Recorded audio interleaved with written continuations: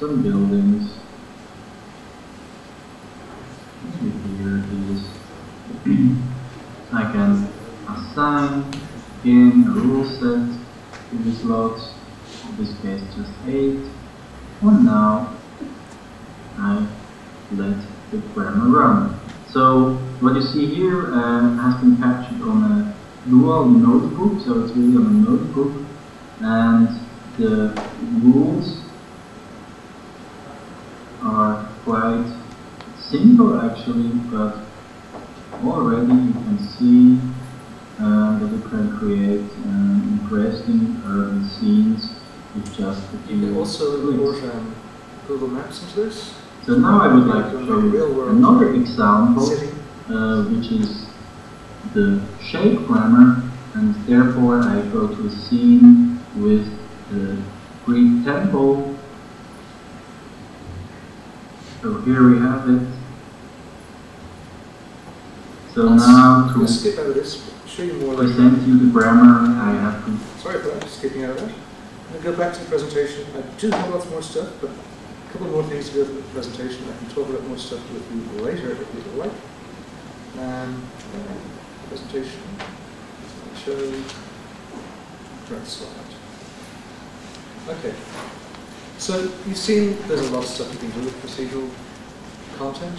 A lot of things you can actually make, and a lot of benefits to it, I hope you can see. Where can you get the stuff? You can get a lot of stuff free on the internet, including these programs. You can make it. You can do a lot of stuff within NullScript or MaxScript.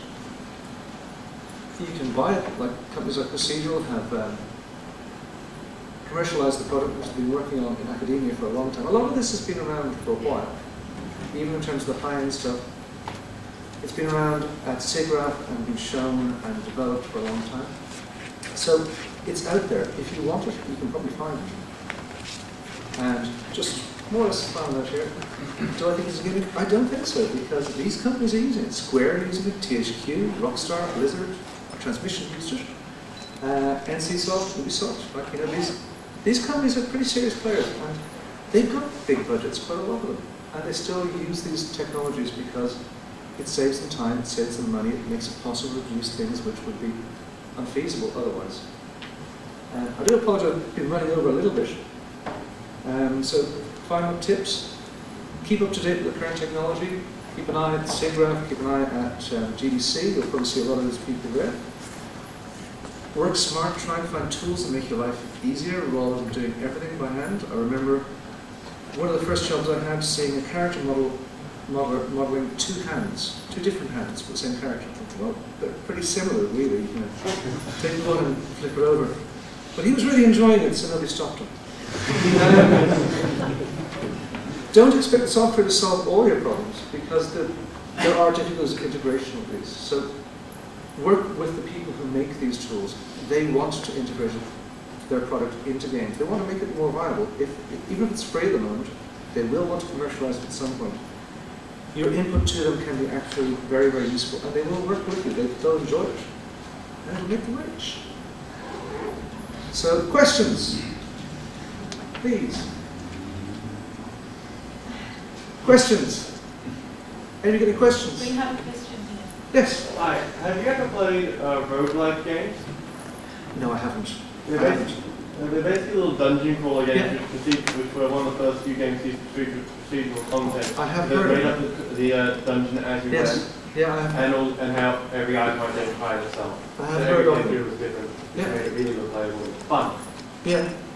It's something which has been done in, I'm trying to remember, recently there's some of the levels in one of the, yeah. Left 4 Dead, I think the most recent one actually has some levels, have some of the level structure is actually procedurally generated, so that you may have sometimes you'll come down to alleyway will be blocked, and other times it'll be open, other times you'll have different ways of escaping, and different things you can do. Which it's more about item placement in Left 4 Dead, but you're on the right idea. Yeah.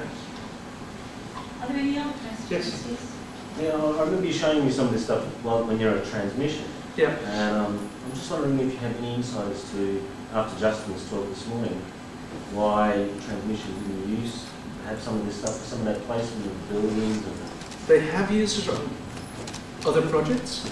At the time when we were looking at it, it was partly for Heroes, but Heroes pipeline was too far along. Like I have other programs here, for instance, Rome, which was being used for F22, and City Engine was being used for F22 as well.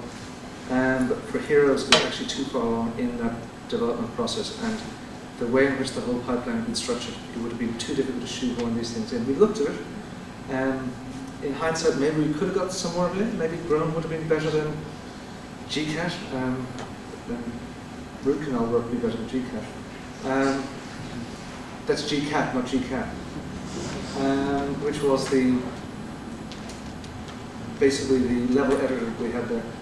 It was a question of time, and if you are going to use these tools, you should start at the beginning of your development process. Trying to change horses midstream is going to be very, very dangerous. It could work for you, but you could end up drowning. So I think it was a risk analysis there. Yes?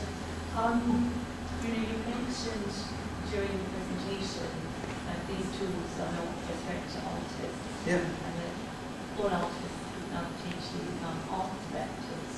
But does that work in the same sense for, say, graphics programmers? Does that give them an avenue into becoming art directors also? I think what an artist has is a critical eye. Some graphics programmers do. Some graphics programmers are awesome. Anybody who can create art and who has that ability is an artist. Whether you want to call them a graphics programmer, I don't know. They have an ability to actually see what is aesthetically pleasing and actually create these kind of things. I wouldn't say that graphics programmers can't. I've certainly seen on the projects I've been working with the AIE this year, our shader programmer was responsible for a lot of the look of the game, which I really like. That's the Pillager game, which that painterly look was largely down to a graphics programmer. He's also able to paint. Yes. Yeah. So there must be some level designs that speak down to this. Absolutely, yes. It will actually help in any aspect, from animation through to rigging, through to texturing. Any part of the process can actually be assisted by procedural generation. It's not going to replace it. You still need to actually say whether it's right or wrong. If you can imagine modeling the whole of New York City, how many artists would it take to do that? Like I said, even Weta balked at the possibility of having to do it. So they created it, and then they looked at it, and all the best artists had looked at it. Well, that building's not quite right for where it is, so just do another variant, until they get everything that looks right. And that's where the art came in, because they only left it when they were happy with it. But to an extent, to some small extent, it is actually a little threat to CG artists. I don't actually believe so, because a lot of the individual elements and textures and the rules are things which people actually know. Artists actually understand a lot of these things. They understand proportion and scale. Somebody who doesn't have an artistic eye will actually get things wrong. And Do they need a specific artistic training to I think you do. ability? I actually think you do. I think, if you're going to actually develop yourself as an artist, you have to actually learn art. Okay, I'll stay in recruitment then. Sorry? I'll stay in recruitment. Yeah. I've had a look at moving away from 3D. Yes. New Photoshop CS5. Yeah. Structural algorithm, virtual extraction program. I haven't seen that. Is it cool? Well, be on the web. Yeah. CS5.org. But before I moved to 3D, I spent years learning how to use Photoshop and do proper visual information. Yep. And I looked at this and I thought the same thing. You always use experimentation training.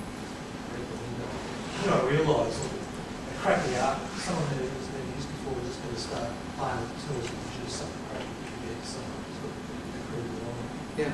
It's like when I see artwork which is produced basically by taking a photograph and laying some filters and Photoshop over it, I think that.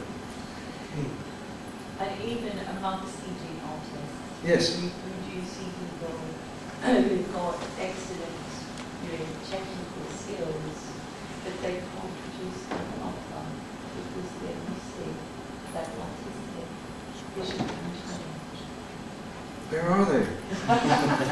They're on hold. They must be very hard to find jobs for. Yes. Yes, that's why you remember them. Yes. Are there any more questions? No. If you need any more information, do come to me later. I have lots more videos, and I wasn't sure which ones would actually light people's fire today, but I have more videos, and I'll give you copies of the presentation if you want them.